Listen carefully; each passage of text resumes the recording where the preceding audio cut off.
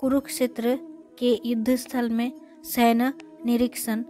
ये अध्याय 1 श्लोक 1 का यहाँ पर आपको बताने जा रहे हैं।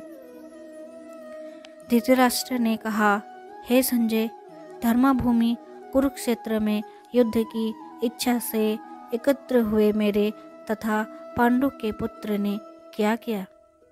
इसका तात्पर्य है कि भगवत गीता एक बहुपठित आस्तिक विज्ञान है जो गीता सहस्त्र में सार रूप में दिया हुआ है।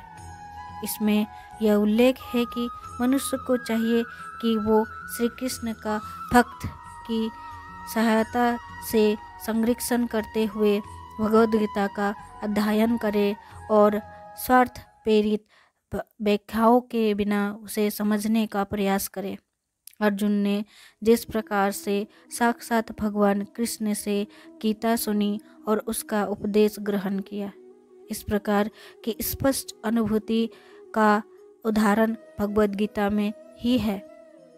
यदि उसी गुरु परंपरा से निजी स्वार्थ से प्रेरित हुए बिना किसी को भगवद गीता समझने का सौभाग्य प्राप्त हो तो उस समस्त वैदिक ज्ञान तथा विश्व के समस्त शास्त्रों के अध्ययन को पीछे छोड़ देता है।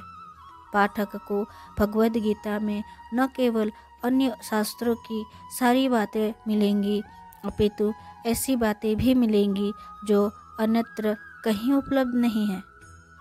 यही गीता का विशिष्ट मानदंड है। स्वयं भगवान श्री कृष्ण द्वारा साक्षात उच्चरित होने के कारण यह पूर्ण आस्तिक विज्ञान है। महाभारत में वर्णित धृतराष्ट्र तथा संजय की वार्ताएं इस महान दर्शन के मूल सिद्धांत का कार्य करती है।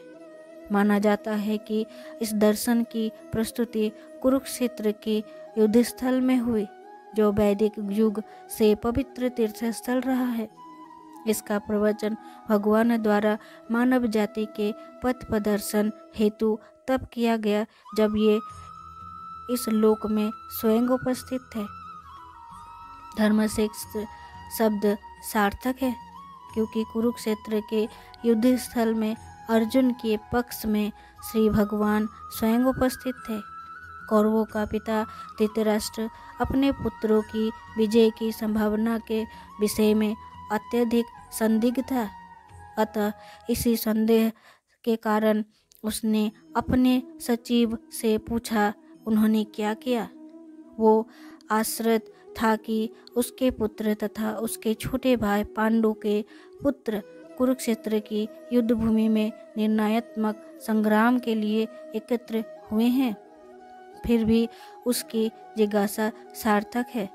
वो नहीं चाहता था कि भाइयों में कोई समझौता हो, अतः वो युद्ध भूमि में अपने पुत्र की नियति के विषय में आश्रित होना चाह रहा था, क्योंकि इस युद्ध को कुरुक्षेत्र में लड़ा जाना था, जिसका उल्लेख वेदों में स्वर्ग के निवासियों के लिए भी तीर्थस्थल के रूप में हुआ है।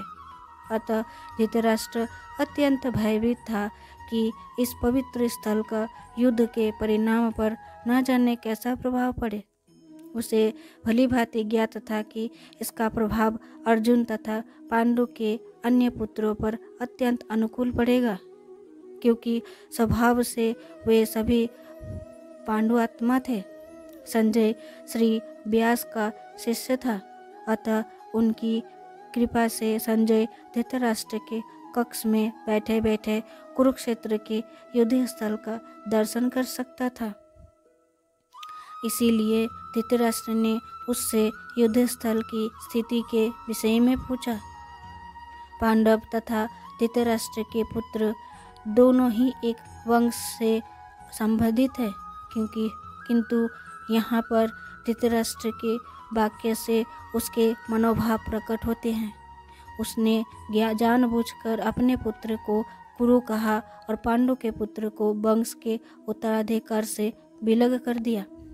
इस तरह पांडु के पुत्र अर्थात अपने भतीजों के साथ धृतराष्ट्र की विशिष्ट मन स्थिति समझी जा सकती है।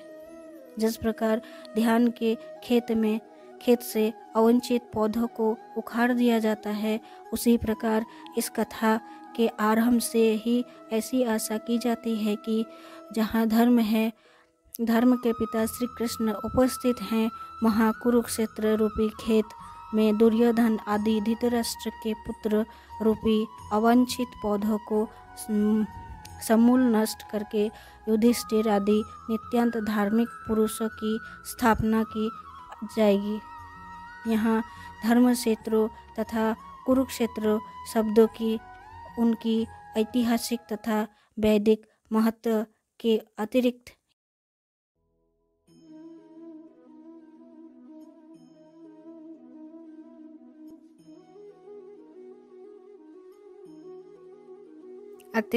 यही सार्थकता है। तो यह बताना चाह रही थी कि इसमें भगवत गीता की अध्याय 1 की सैन्य निरीक्षण के समय का श्लोक 1 को वर्णन किया है। अगर आप लोगों को ये वीडियो पसंद आए तो आप चैनल को सब्सक्राइब करें। आगे ऐसे ही और अध्याय के बारे में आप लोगों को हम वीडियो दिखाते रहेंगे। चैनल को लाइक करके सब्सक्राइब कर दीजिएगा और अगर चाहे तो शेयर भी कर सकते हैं। आप लोग सब खुश रहे, कुशल मंगल रहे और श्री कृष्ण के नाम पर अब ये वीडियो को अंत करते हैं।